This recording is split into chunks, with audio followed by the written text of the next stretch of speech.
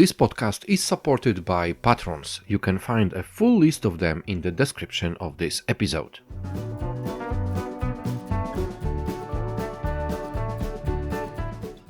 Good morning, my listeners. Good evening, my listeners. Hello, listeners of Good Morning BSS World podcast. Welcome to my show and welcome to quite interesting discussion which we will run today with quite a large group of my guests. They are all representing one company, but this company has a global presence. This company is present nearly in every Central European location. And today I am connecting with Slovakia, with Poland, with Hungary, and we will see who else. So, welcome to my guests. The first of them is Lubica. Hi, Lubica. Hi, Victor. Hi, everybody. My name is Lubica Krajčovičová, and I'm the branch manager in CPL Slovakia. I'm being with CPL for almost 4 years, and I'm really looking forward to this great discussion. Welcome to my show today. The next one is Kasia. Hi, Wiktor. Hi, all. My name is Katarzyna Piotrowska. I'm a country manager of CPL Poland, and good to be here again. Hi, Kasia. Yeah, you are right. Again, because you've been already to my show earlier on. But today you are accompanied also by Pavel. Hi, Victor. My name is Pavel Nať. I am CEE Central European Finance Director, not only for CPL, but also for Covalent, which is part of CPL Group. And, I look after Slovakia, Czech Republic, Poland, Germany, Hungary, and Bulgaria as well. And today you are calling us from? Today, I'm calling you from Bratislava, actually. Yesterday, I would be calling you from Budapest, but today from Bratislava. That means a global presence. And the last but not least is Sebastian. Hi all, thanks for having me. Hi Victor. I'm Sebastian Németh-Tóth from CPL Hungary, recruitment team lead and deputy manager as well. I'm with the company like 2 years from now, and I'm looking forward to the discussion too. Thank you very much. I am so glad to have you all in here because the reason of your presence on today's talk is the CEE Salary Guide 2023, which you have just released a couple of days or maybe 2 weeks ago or something like that. So this is quite fresh report guide which covers stories and a lot of details about the salaries in all the countries where you are calling me now from. So maybe, Pavel, I will go to you for the very beginning. If you could just share with us the general idea of this salary guide. Is it the first release of it, or is it already another one? Few words on for the very beginning. Yeah, well, definitely not first release. We are doing this every year as our CPL initiatives, which could help not only our clients, of course, but also our candidates. So everybody can access this information, and it's not only about, it is called salary guide, but it is not only about salaries. There are articles, and there is like a kind of view on current market situations from every country, which is included in the report. So before we go into details, maybe there are some things which actually put your attention on when you have finalized of collecting all of the data. Was there anything surprising? Well, yeah, like every year's, every year there is different challenges in every different market, especially with candidates nowadays, and after the COVID, where there is lack of candidates almost in every sector, and especially in IT sector.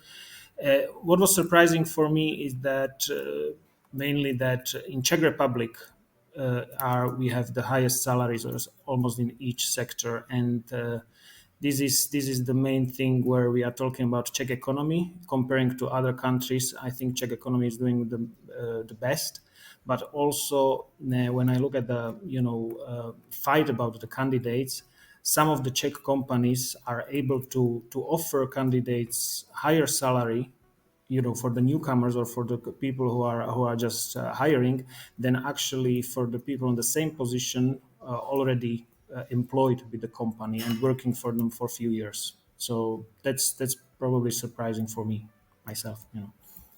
Lubica, was there anything surprising from Slovakia's point of view? What was surprising, the candidates were really reluctant to change their jobs, and to motivate and persuade candidates to move was more difficult. And we have noticed bigger fight for the talent. And that resulted, for example, in the increased number of rejected offers that wasn't happening before. So even the employers realized how difficult it is to find and train new person, and they evaluate especially the senior people. So we have come across many situations when our candidates got the offers, but immediately after that they got counter offers from their current employers. So this fight for the talent, not only for to keep the current employees, but also for new ones, was even harder, I think. This was really surprising for me. So it looks like the companies didn't want to release their employees who were already willing to look for a new job. Exactly. And the companies were more open to offer to the employees what they asked for or what they were missing. They are trying really hard to make them happy and satisfied in the job. And was it the same in Hungary? Yeah, I can also add that companies in Hungary are also developing their compensation packages. So not just the basic salaries, but also like cafeteria or bonus systems, just to keep up with the candidates and just to keep up with the tempo, because the salary demands determined by candidates are growing faster than usual. So they have to keep up with that. Okay, thank you for that. So, Kasia, you are for the dessert, for the summary from the Poland perspective. Were there the same, or not even where, are there the same challenges on the Polish market, or you could add something extra? Probably pretty much the same because we are close to the other countries. But what I was surprised with this report that we are not using anymore word relocation because candidates are not able to relocate anymore if it's come to the within Poland, city to city, but also abroad. So we are discussing more about fully remote work or a hybrid model, but it's pretty much to convince candidate to relocate. So this word you probably will not found in our CE salary guide. Okay, isn't it the effect of the 2 years of pandemics and the hybrid model of work where everybody got used to work from everywhere, to be honest? And that actually showed people that, okay, I don't need to change the city for the job. I can do it from my home. And from time to time, just to go to the headquarters or to some branch to have a meeting with my employer. Wasn't it like that? Yeah, definitely. And also companies from states or from another was the companies that they are looking for our experts in Poland, for example, the same probably in Slovakia or in Czech, and they just offer fully remote work. So the same things our employer needs to offer on our market. So they should be more flexible than they can win the talent. Okay, so maybe let's now got a little bit deeper into the markets. Lubica, could you characterize us somehow? How is the Slovakia's market when it comes to the labor? So, what are the main outputs of this review of the market coming from the report, but also your subjective point of view, how you feel, how you think that the salaries or the job market looks like in Slovakia? So from my perspective, the market is still the market of candidates. They have the advantage and better position than the employers. In Slovakia, there are a lot of job opportunities for people, and they can choose from many options. And this is the reason why the fight is so strong and so hard, because there are opportunities for them. So the number of roles is big. There are many companies here and that are settled, but also companies that still plan to come to Slovakia and open their branches here. There are many shared service centers here in Slovakia, mainly in Bratislava, of the international big companies. Um, so at the moment, it's still the market of candidates. They can dictate the conditions. They can push the salaries higher and higher, and they can make the choices. So this is how I see the market at the moment.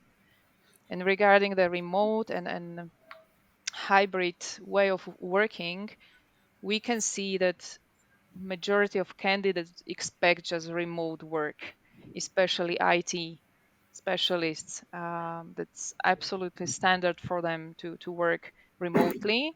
What we are seeing uh, since beginning of this year, companies are trying to get back to hybrid way of working, which we struggle with because candidates after 2 years being fully at home expect that this flexibility will remain, but the trend is the opposite. Companies are trying to get people back to the office to meet in person.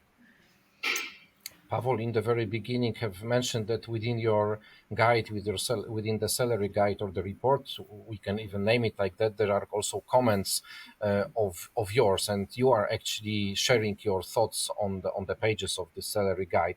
I have it in front of my eyes at the moment, and one of the sentences which you have shared in your comments is that motivating candidates is key. So this is a part of the comment when sharing your thoughts about Slovakia, and also it is good that you mentioned those IT roles. Something what we need to share with our viewers and listeners is that in the report we've got also sections which are most in demand. This is something what is shared with all of the countries which are being described in here. And when it comes to the IT, it is stated in here that most in demand programming languages are C hash, JavaScript, Java, and Python. Is that true?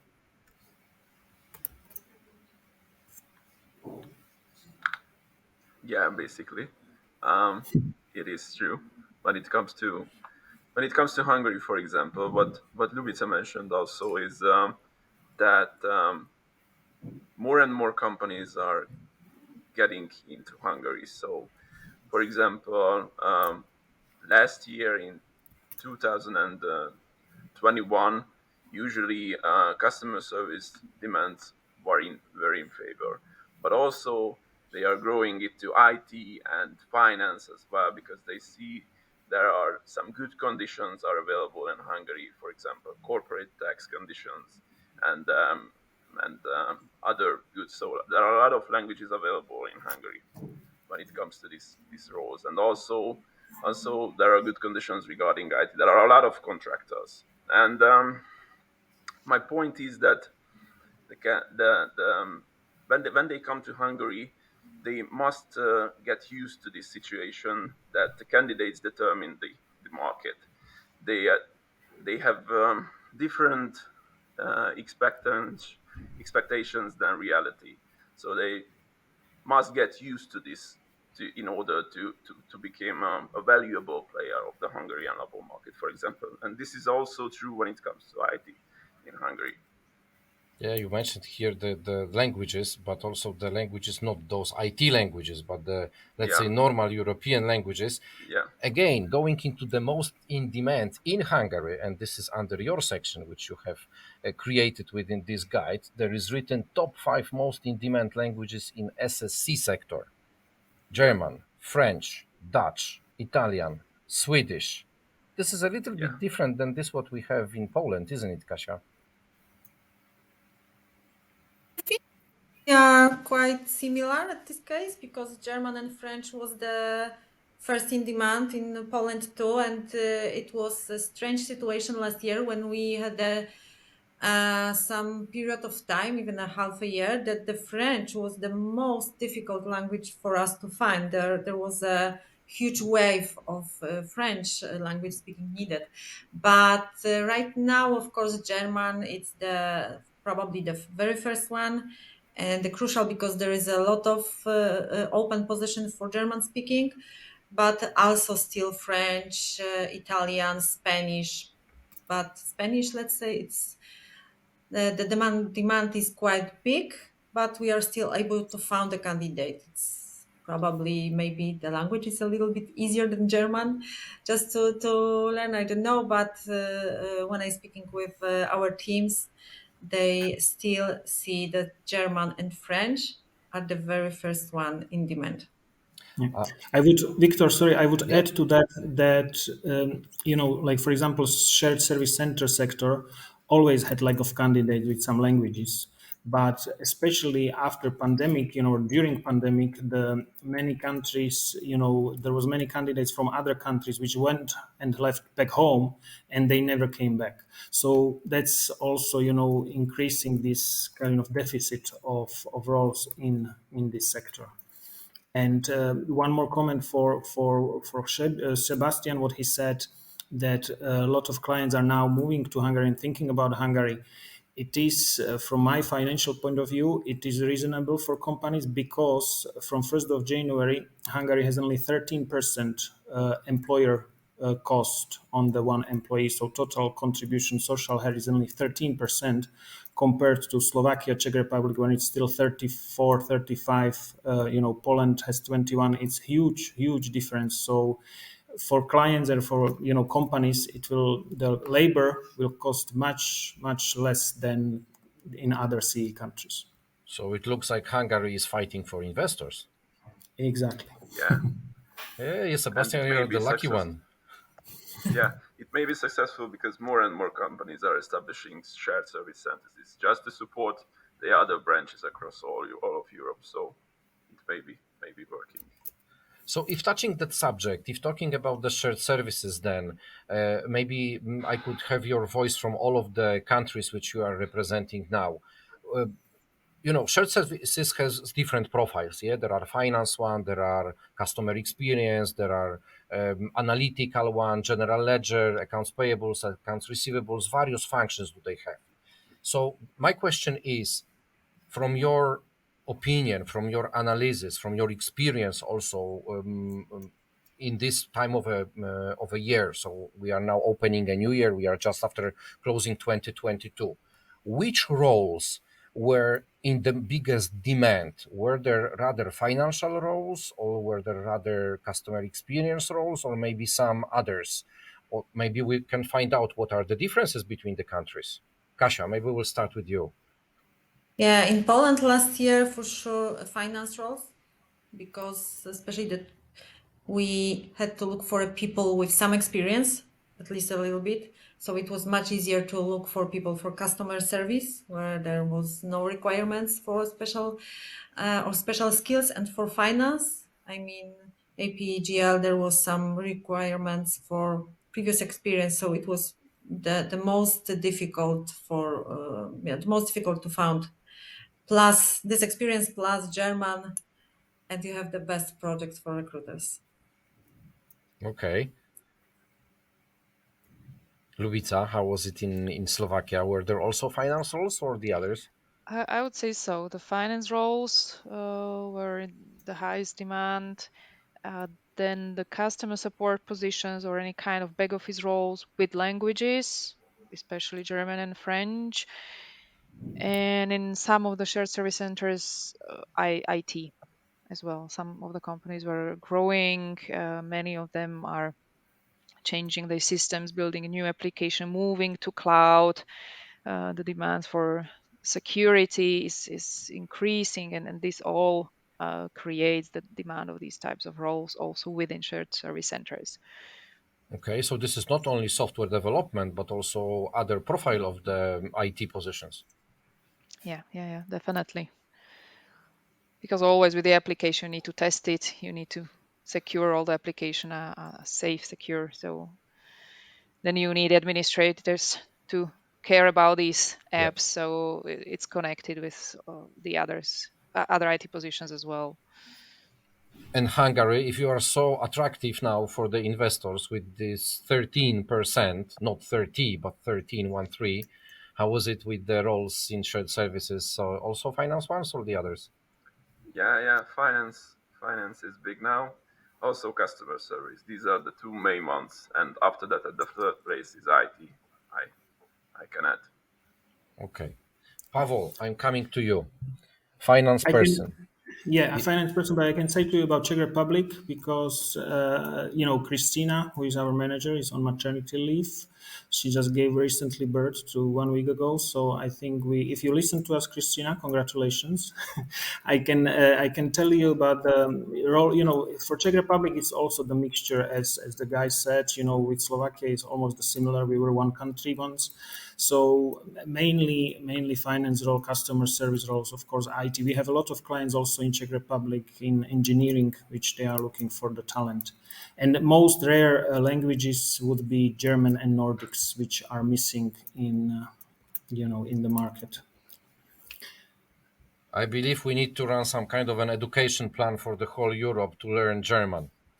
You know, whoever I talk to, there is a demand for German speaking people. And it is like for years already. We need to have a Correct. European program of learning German. Correct.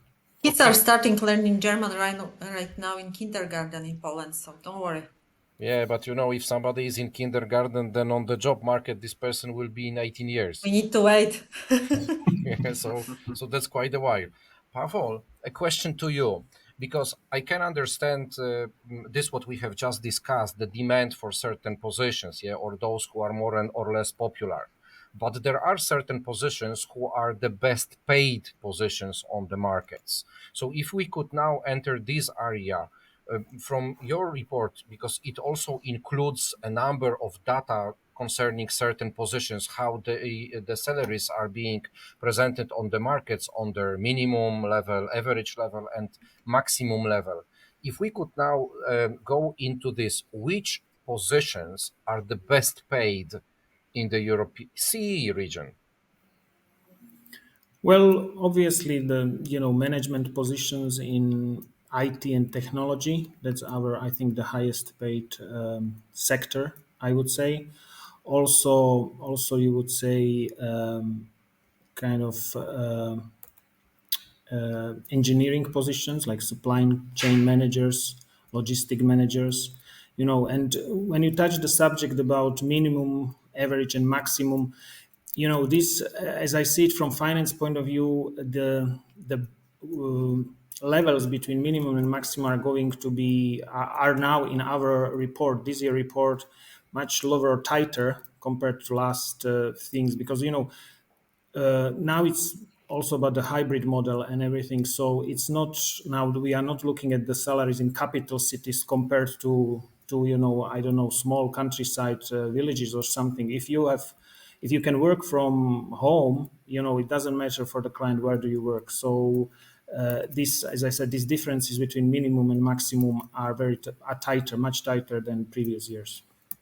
Yeah, I have a feeling that actually we are now entering such times when those differences in salaries between the cities, at least those, let's say, most mature and most developed cities, would be very, very similar. And like I remember the years when the companies like yours were presenting the reports, salaries in city A, B, and C. Yeah. Now it looks like we are getting closer to some kind of a very similar level of the salaries in, let's say, tier one and tier two locations, and then probably we can see some differences in the smaller sites. And I also have a feeling that the more well-paid positions, so the higher these managers ones, this IT and so on, the less difference between the minimum and maximum. I can see that there are higher differences when people are just entering the job market. So then the minimums and maximums vary, and this average is an average. But when it comes to these really high positions, it looks like the minimum is quite close to average, and average is quite close to maximum. Isn't it so in Hungary, Slovakia, and Poland? Yeah, I can fully agree. And when it comes for these differences between different localization, which you said, there is no such difference when you ask for Java developer. It doesn't matter if the candidate is based in Warsaw or in Bydgoszcz or in Szczecin, the salary expectation will be pretty much the same. So since the pandemic, we call it unlocalized position. So it doesn't matter where you are, your expectations are pretty much the same. That is why it's the second or third salary guide that we are not comparing salaries between different cities of Poland or Czech or Slovakia, but we are showing just one data for whole country, not per city. You just mentioned Bydgoszcz and Szczecin. I believe those will be hard to pronounce for a number of our listeners and viewers, but for those who listen or watch us at the moment, those are the names of the Polish cities. So yes, the Polish language is not as simple as it may sound, but anyway, those two locations which Katarzyna has mentioned are quite favorite locations when it comes to the IT industry. Yeah, so a lot of IT companies are being located over Yeah, there. that's true. Some comments from Yeah, Hungary. and not just in IT, because in Hungary we have searches not just in the capital city but also in the countryside as well. And I can see these salaries are getting closer each other as well in here. So I can add in finance, in procurement, for example, not just in IT. It is yeah, it's the same. So Sebastian, Kasia has mentioned the names of two quite difficult cities in Poland. Maybe you can name us the locations which are now favorite locations for the investors in Hungary. Yeah, there are some cities, for example, Debrecen, but also some small villages that are near cities like Szekhalom and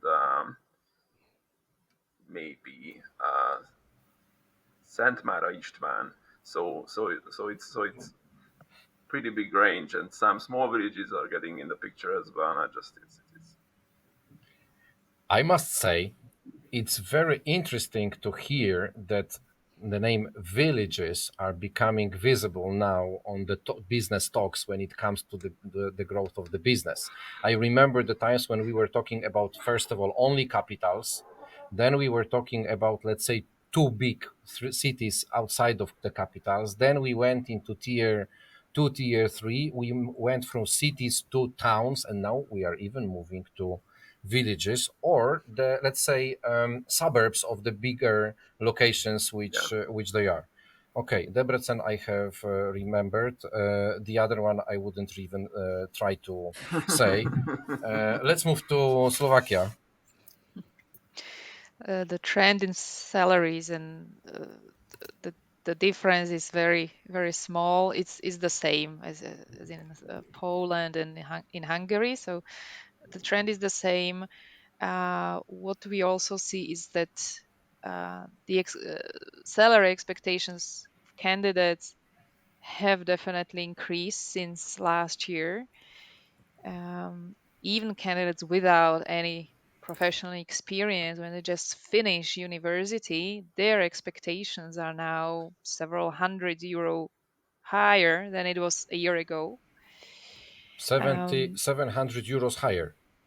Several hundreds, Okay, like several. 400 up to maybe 500 euro higher than before. So this is very difficult to explain to companies and the client sometimes, because they think it's the same level than it was a year ago, and that for the same money they will find the same candidates, but it's not true anymore. So now if the more senior person they need, the salary will be higher. And regarding the cities, I think a lot of attention is now paid to Košice, to eastern Slovakia. Um, there is big boom, new projects, new companies building their manufacturing sites, like Volvo, for example. So it's not only Bratislava, the capital, even though still the most of employers are here. Um, but more investors are looking also at the other part, central Slovakia or eastern. Košice is in the eastern part of Slovakia. Yeah, I heard about this Košice already a couple of times, so something is going on over there. And Yeah, in yeah. and in Czechia, how is it? Is it only Prague or the other cities are also now in the loop of the growth of new employees? Well, I would not say Prague is the main one to invest or for employees. Of course, it's capital. Of course, the salaries would be on the maximum there compared to other cities in Czech Republic, but also cost of living would be there. The playing main role. So for the last previous months, years, we see that the Brno region, as east of Czech Republic, is the main area for investors for finding the labor. There is also Ostrava region where they have a lot of Polish workers as well. Now, because of the war in Ukraine, the Ukrainians are going all over the city, so they don't choose one city. They are also in the Plzeň, maybe Olomouc. So it is spread. It is spread, but I would say the main part would be Brno region as a east of Czech Republic. Okay, so this is a little bit changed because I of course I remember that Brno was like number two all the time, but now it looks like when it comes for the demand, it looks like Brno is number one and Prague is going to be number two. Yeah, well, I would not say it number one, number two. Like main companies would be still in Prague because it's a capital. Okay. They would may have the headquarters there and everything. But I think if they need to look for the labor and for candidates, they would need to look outside of the Prague. That's what I'm saying. That you might have even CPL as we as a company, we would have Brno and Prague as the two cities where we are located, where we have actually address and physical address. There is more people in Brno currently, but as I said at the beginning, because of this hybrid model, we would have people already working in Ostrava, in Plzeň, some of our consultants, and going to office only once, twice a month. Okay. We'll be approaching to the final, let's say, remarks of our talk today, and I have a couple of things which I would like to get from you, Pavel. So I would start with you, just from your point of, from your perspective. Do you recognize or do you see that the demand for the recruitment services is now stable or it's growing? If you could just take a look from the position which you are taking, so having a look on the whole region. So of course today you have touched more Czechia because we didn't have your representative from that country, but you have the data from all of the region. So if you could just take us over there and say if we can see that there is a stable or growing or lowering demand for the services when it comes to the recruitment. And for all of the others of you, I would like to get also one extra thing in your final, let's say, summary talks. I mean, the bonuses of the languages, because all of you have mentioned that the languages are now being required. And I can realize that in various countries and for different group of languages, you can give extra money for people who use those languages. So what I would like to get the feeling is what is the level, more or less, of these extra things, just to leave our listeners and viewers to with such an opinion. Look, guys, you need to learn languages because there is an extra cash lying on the market, and this is available because it is in demand of various businesses. So, Pavel. Yeah, so Victor, coming back to your first part of the question, I would say, it's definitely individual. We get companies which are working for a few years, which now saying that there might be hiring freeze because they are scared of what will happen in this year.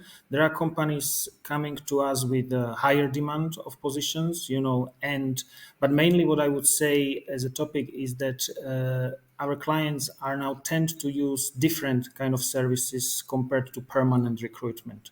So that's when I'm looking at the tenders and cooperations which we started with CPL and Covalent, is that we offer clients different kind of services. So for example, temporary service, contractors, a lot of contractors, RPO, BPO, managed service. So that's something which is now coming into mode that for example, clients wants to try one of our consultant on their side how this will work, because they will use our knowledge and expertise and experience, but they want some additional service. We also give them some market analysis. We also give them advices how, what do you need to do exactly to hire these candidates, for example, that you need to match benefits, you need to have it's not only benefits and salary, but all other different marketing approaches, so because as everybody said on this meeting is that it's really a huge fight about candidates.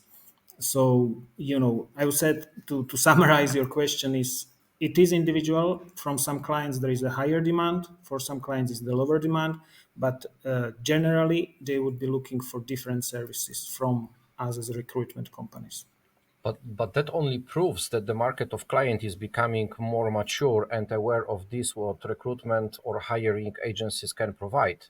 It is not just recruitment. This is a wider scope of services which can be used and needed on a different, let's say, phase of the recruitment requirements. Correct. Because in past we had to actually educate some clients before that. What does it mean RPO, or what do we mean by managed service? What do we mean by that? Then you said a good word that they are more mature and they know more about cooperation with the recruitment agency and how they can use our expertise in this field. Okay, thank you for that. This is really important to show that this is not just a recruitment service which is being provided, but this is much wider scope of things which are offered and required by the market. Okay, Lubica, final talks. I would just to add to what Pavel said, that what we are trying to do is to add value. It's not just about like looking for people on the market. It's much more complex, and one of the added values and the market insights is why we also prepare the salary guide and the report for our client, because we think that this is the added value.